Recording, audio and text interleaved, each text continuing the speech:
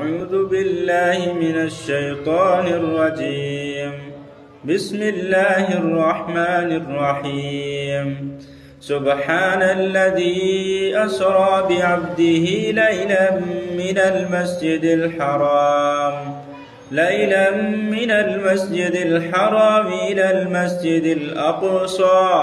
إلى المسجد الأقصى الذي باركنا حوله لنريه من آياتنا إنه هو السميع البصير.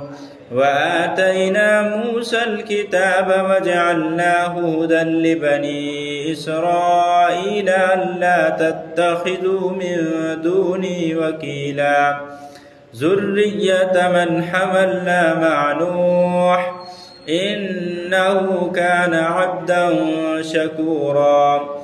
وقضينا إلى بني إسرائيل في الكتاب لتفسدن في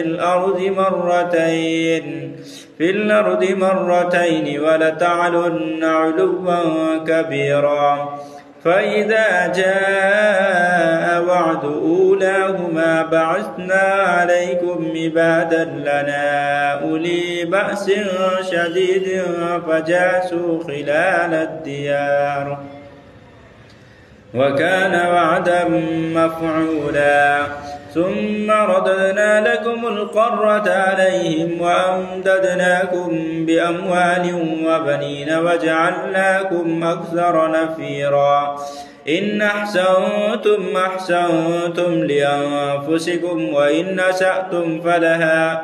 فإذا جاء وعد الآخرة ليسوءوا وجوهكم وليدخلوا المسجد